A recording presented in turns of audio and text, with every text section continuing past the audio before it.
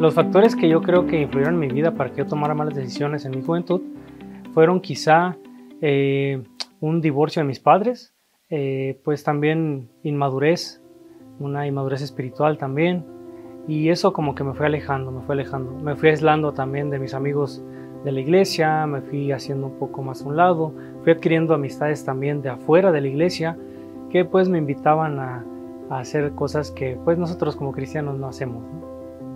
No sé, estuve cerca de 8 años, yo creo, con una vida totalmente perdida, literal, sin propósito.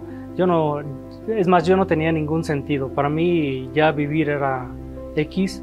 Me dediqué solamente como que a mis vicios, a cumplir o a mis deseos.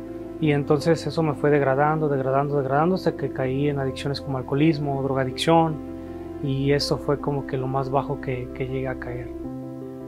Recuerdo muy bien que cuando yo decidí regresar a la iglesia fue porque mi hermano y unos de sus amigos me invitaron a participar como personal de apoyo en un campamento de guías mayores. Ahí como que me volvió a mover, como que yo pertenecía a ese lugar. En ese campamento yo conocí a la que hoy es mi esposa. Cuando yo la vi, pensé que quería formar una familia. Eso para mí como que me movió bastante y entonces yo decidí hacer algo por mí y por mi familia, por mi futuro, ¿no? Como yo les había dicho, tuve problemas de adicciones muy fuertes, sobre todo el alcoholismo fue una adicción muy fuerte que yo tuve y no podía dejarlo. La verdad que yo decidí hacer un pacto con Dios.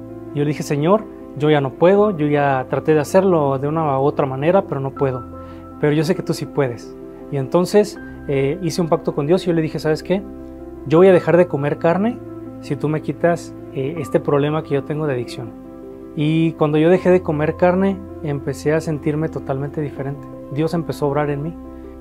Uno de los primeros cambios que empecé a notar fue que ya no tenía como que esa ansiedad de querer tomar algo. Las primeras veces sí fue muy fuerte.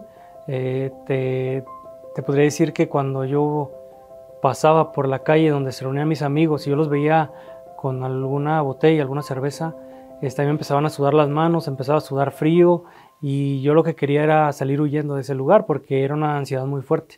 Pero posteriormente, con el paso del tiempo, Dios me fue dando como que esa estabilidad y Él me fue quitando gradualmente esa necesidad o esa ansiedad que yo tenía por querer tomar nuevamente. Creo que uno de los siguientes pasos que tuve que dar para no quedarme como que estancado en esa parte fue el crecer espiritualmente. Yo sabía que Dios me había rescatado para algo. Entonces, cada que yo hacía algo, cada que yo comía, cada que yo adhería a un hábito nuevo a mi estilo de vida, era siempre como buscando agradar a Dios. Entonces fui poco a poco adquiriendo hábitos. Empecé a leer consejos sobre el régimen alimenticio, y ese libro me ayudó bastante para poder alejarme de lo que me hacía daño. Todo esto es un proceso. Al final de cuentas, considero que no he llegado a la cúspide como tal, ni tampoco me considero perfecto. Sin embargo, sí puedo ver mi pasado y puedo ver un cambio totalmente diferente, gracias a Dios. El mejor momento hasta ahorita de mi vida, yo creo que fue el formar una familia. El formar una familia, el tener una esposa, el tener un bebé ahorita y el ser ejemplo al final de cuentas para ellos, creo que ha sido lo mejor que me ha pasado. He tenido otros logros, como físicamente podría decirte que pues nunca había corrido y empecé corriendo 5 kilómetros, luego corrí 10, 15, 21, 30, 35, hasta llegar a un maratón. Ya corrí el maratón varias veces y me siento muy bien, o sea, físicamente me siento muy muy bien. De manera espiritual también, podría decirte que antes se me dificultaba leer la Biblia del diario, ¿no? Y hoy me agrada demasiado poder despertarme a las 5 de la mañana, estudiar, después de estudiar, ir al gimnasio, después del gimnasio regresar, desayunar en familia.